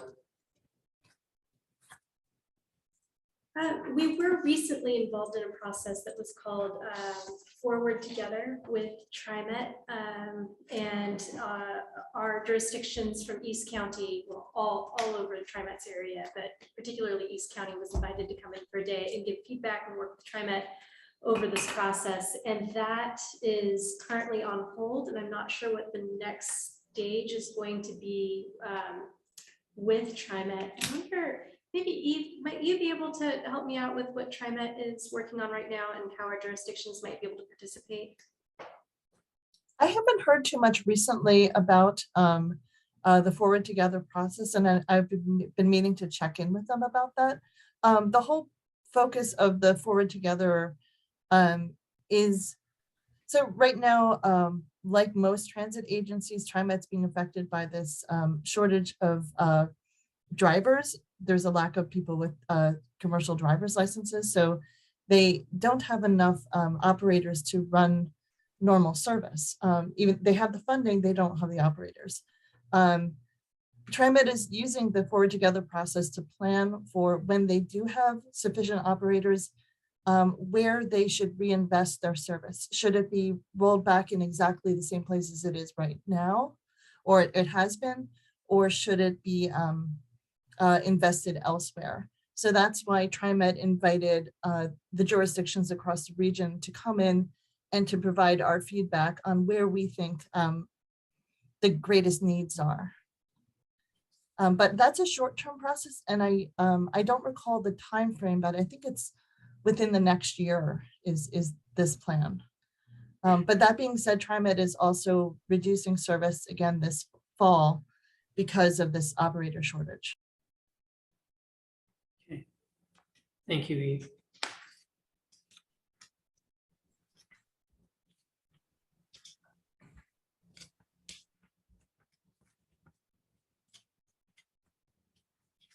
Not seeing much on 3.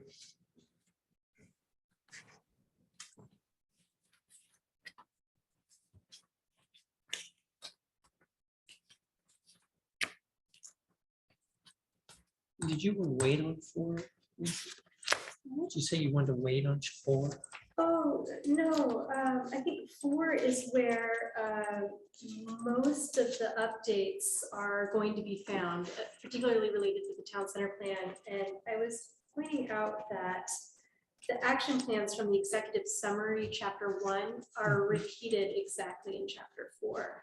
Okay, So we've kind of gone through the bulk of chapter 4. we've answered most of this. A lot of it, there's more context here, but as far as the project lists, we've gone through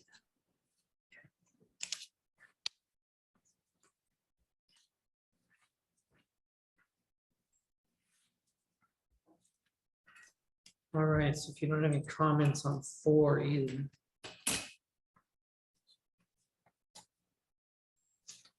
Get one more bite at the apple at the hearing. And then what we will do is we'll make a recommendation for anything that is different than the recommendation that the CAC has made. Addition to or different from. Okay, and that will be on the entire TSP. Right? Yes. Okay. So we'll need to come prepared to address that entire document. Minor discussion, major edits. You good? Okay. Anything else on the TSP?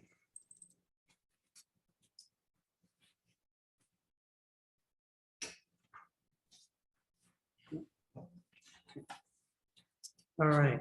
Any other questions that come up? Please bring them with you to the meeting on the 24th. And we'll be sending along after that one. And I'm going to send out these other 2 memos. Okay, and with that, I want to move on to 458. Sure. Okay. Thank you to have us, and thank you, Eve. Yes. Thank you for having me. Very Good much. night. Appreciate it.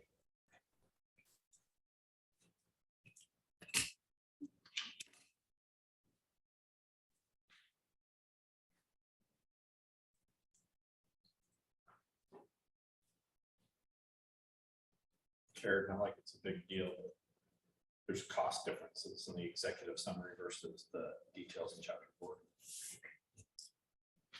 We get those tidied up. Okay.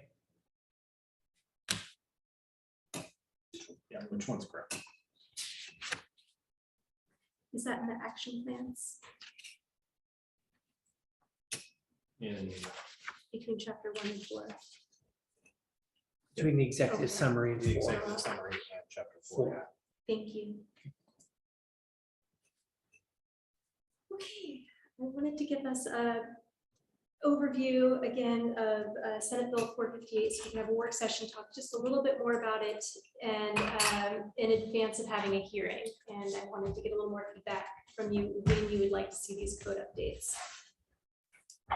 So Housing Bill 2001, which you've just worked on for many months, is what has expanded housing choices throughout the region and the ability to build different types of houses in what were formerly single-family neighborhoods. This image is from a pamphlet or a zine that City of Gresham produced, which we'll bring next time if you're curious to have a copy. So these are the new middle housing types, and this is what's going to gradually change the look of neighborhoods. But Senate Bill 458 is what will allow people to own that new housing type. So this may not change the way our neighborhoods look the same way 2001 did. You may not be able to tell who owns a home or who rents a home. So this is just about ownership of those properties. And this is an image from City of Eugene that a lot of jurisdictions have relied on, and this is describing what the land division would be like.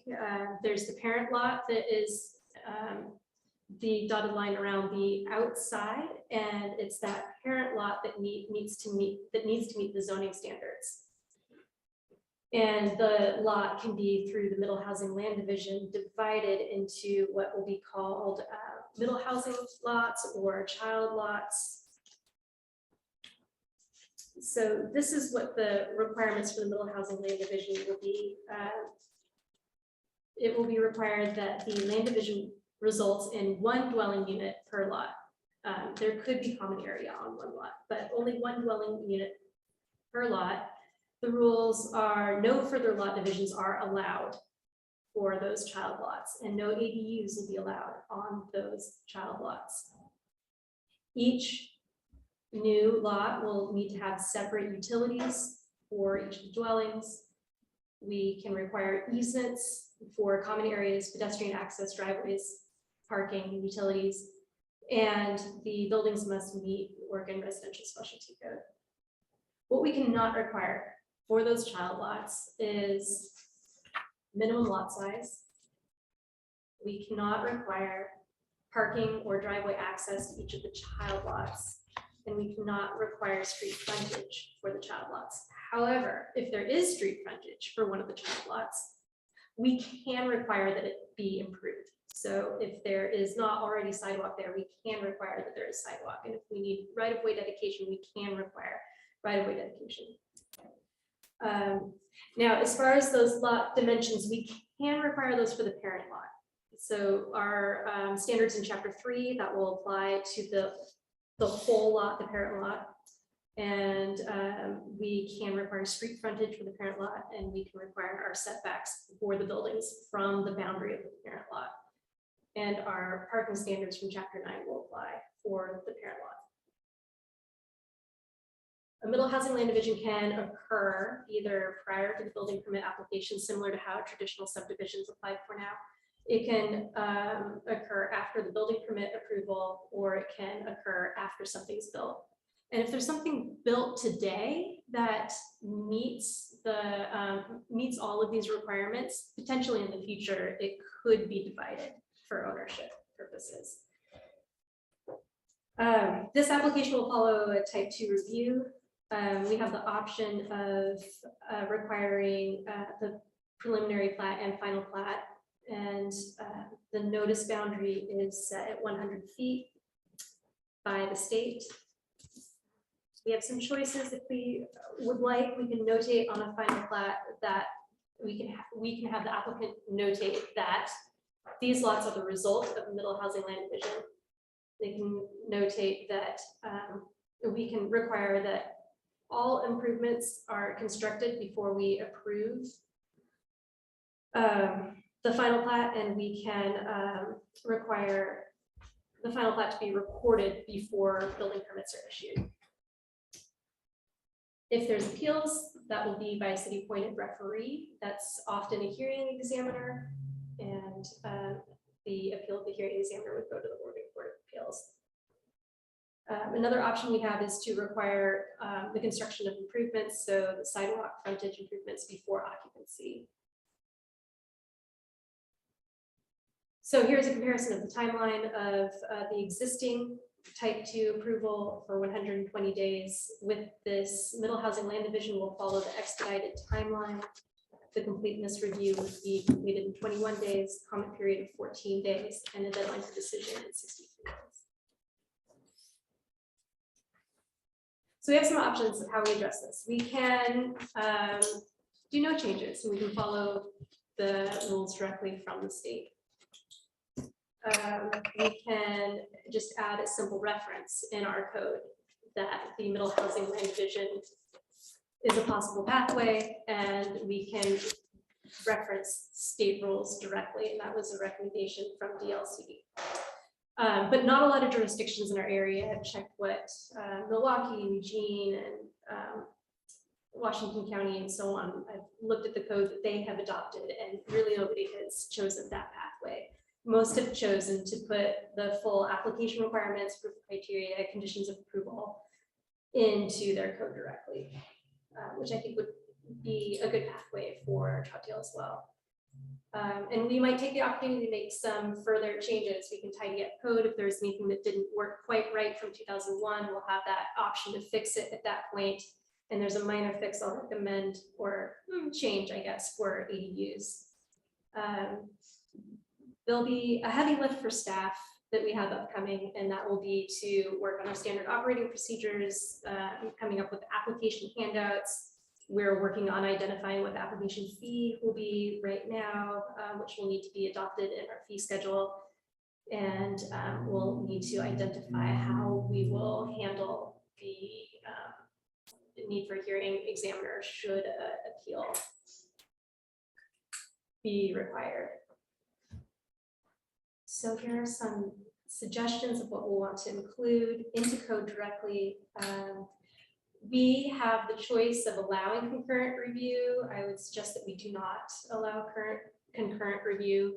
There's already two pathways to kind of deal with. Is it going to be a land division before building, or it will be a land division after building? And since we're not required to allow concurrent review, I think we should just eliminate that from the systems that we're required to invent right now. So let's uncomplicate it as much as we possibly can. We'll want to list the submittal requirements similarly to how it already is in Chapter 7. We'll want to put our notice procedure and approval timeline into code, the appeal procedure, and we can list the conditions of approval. And what that might look like is in Chapter 1, we'll want to update definitions. We want there a definition for what middle housing land division process is, expedited land division, and we'll want definitions for middle housing parent lot or child lot. However we want to choose those terms, we can choose different terms, but just the concept of the parent lot and the child lot. Then in code from 2001, when we adopted the new definitions, we say that we define duplexes as units on 2 separate lots and triplex on 3 separate lots. And with Senate Bill 458, that's not exactly true anymore, right? A duplex can, or sorry, we define a duplex as being on 1 lot and a triplex on 1 lot, cottage cluster on 1 lot. And that won't be exactly true anymore now that we're allowing for middle housing land division. So just to be technical about it, we should update those definitions again. Chapter 2 has some language for when decisions expire. So we'll update that for middle housing land division. A bulk of the updates would be in Chapter 7. We may want to switch to an application review type table up front, listing the submittal requirements, detailing our procedures, listing approval criteria, and listing conditions of approval would fall into Chapter 7. There is an update that we might want to consider that I want to hear how you might feel about this. In our code currently, we define an ADU as being allowed with a primary single family dwelling, which has allowed ADUs to be cited with a townhouse or other attached housing.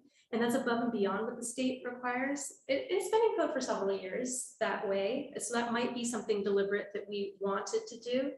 But if there's something that we want to reel back right now, that would be something we could do. And we could specify that ADUs are only allowed with detached single family dwellings. If you're interested in that, that's something that we could change. So the next steps would be to, if you would like to see all of those updates incorporated into code, would be to write that out exactly line by line, how that will look. And we'll want to, I do recommend that we come back a year from now and talk about this again and look at the applications that we received and how many there were and what they look like. And then from that, decide if there's any more changes that we would want to make after that. But I think it will be interesting to see in a year how much has changed or what is new. And so tonight I'm looking for a little direction. If you have specific requests for code updates that you would want to see me write up, if you have anything that you want me to address more in depth when we have a hearing for this, and if you have a request for when you would like to see this adopted.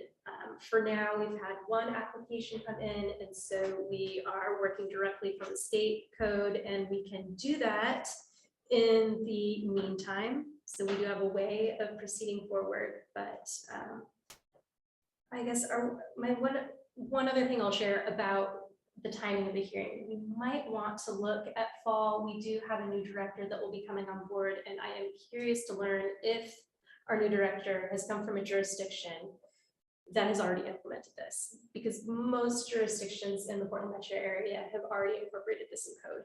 So I think there's a good chance we could have somebody experienced coming on board, and I think that's worth hearing. So I'll turn it over to you for discussion and guidance. You just say that directors come from Portland Metro. No, she didn't say Well, that. I'll Did you? just, I do not, I think there's a chance someone has experienced this, but I have no knowledge of who will be hired. No. I'll just start. Yeah, I would love to see like a red line version just to start from. Yeah. And go with. And then talking about the ADUs, I think the optics on it, if we reel that back in, is going to be negative light. So I would say just leave it alone the way it is and leave it. But my opinion. No comments on that. I think with the new director, we'll probably have a little more insight and with a little more, few more applications, we'll identify some of the pitfalls that'll happen. I think that'll help. I would agree with you. 100%. Anybody? Mr. Chair, do we know why they said that they only had to give public notice to houses within 100 feet? Or, you know, property owners within 100 feet. My lot is 80 feet wide. That means I only have to give it to the person living next to me. The person across the street doesn't count because they're too far away. So I'm not, I don't know where they come up with the 100-foot thing. I'd like to know why they said 100 feet. If I was to speculate, it would be so there would be less people coming down testifying. Personally, I would think that would be why you would do that. Less notice means less people come down and talk about it and want changes to it and complain about it and that type of thing. I'll just say that, you know, we as Troutdale, you know, we have 250 feet for a type 2 and 500 feet for type 3. And that is beyond state statute present time.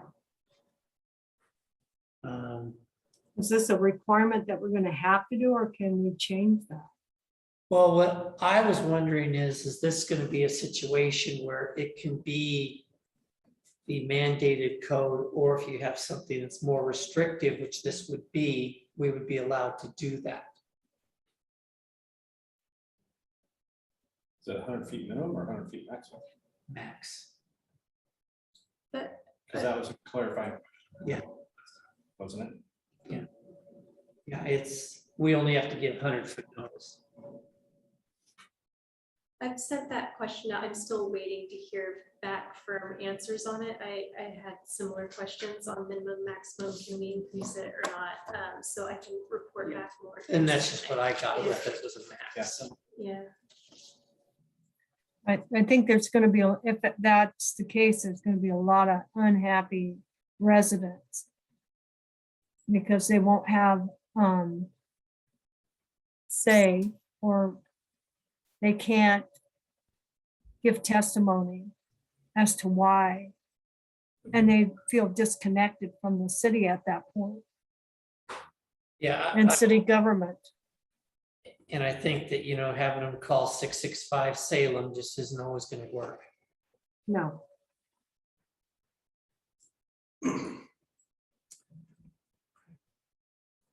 So do you think you can put that together for September?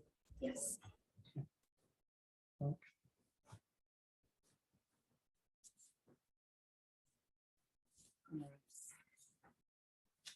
Is that all for? Okay. You want to talk about the other one? No? Oh, not tonight. Okay. Okay, but I'd be happy to. Yeah, we can put that on a future agenda. Okay. Staff.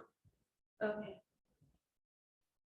So I just want to update you that we do have new staff on board and we are interviewing. We just welcomed Chris Ann to our department. She is our new planning administrative assistant with us half-time. She will be doing a lot of the work that, if you remember the work that Amber was doing, she will be doing a lot of that. You'll probably see emails from her probably starting next month related to these planning commission meetings. We will be interviewing for community development director next week. We'll be interviewing for public works director mid-August or so.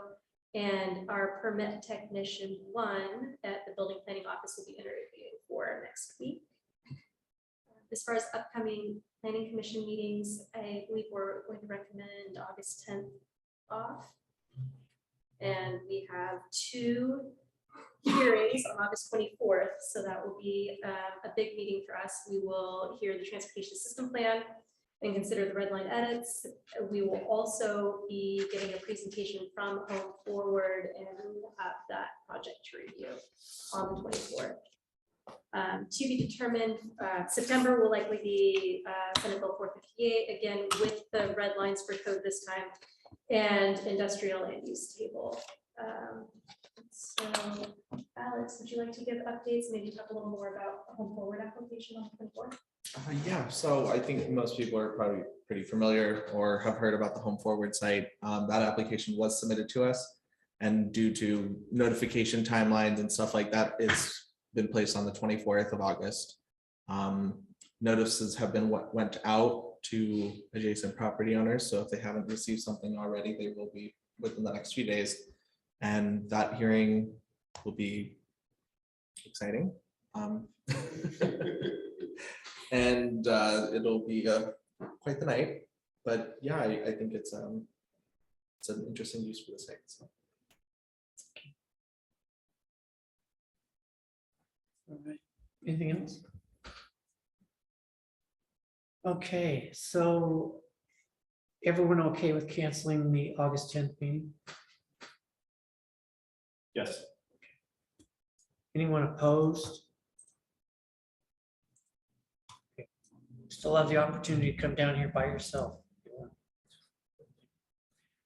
All right. With that, Commissioner Wydell. I think the pandemic is almost over. We could probably do away with the Zoom meetings. Okay.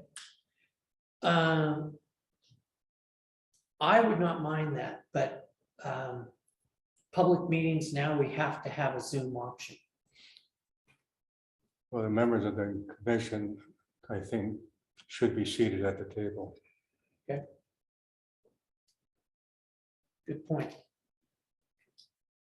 We'll see if we can't get a few faces in the room. Me? Yeah, sure. Okay. Just a follow-up from our last meeting. I was the 40-mile loop that we were questioning, and safety committee. I did ask Chief Lovins about it and his thoughts and comments, and he seemed caught off guard and did not have any comments for it and did not have a plan, and said he was going to have to do some Q&A because he was unaware of anything and how the safety would impact Troutdale. So just want to let everybody know that I did follow up with Chief Lovins, and hopefully I could get some more information of next time around on the next safety meeting. Okay. But other than that, no, everything else is good.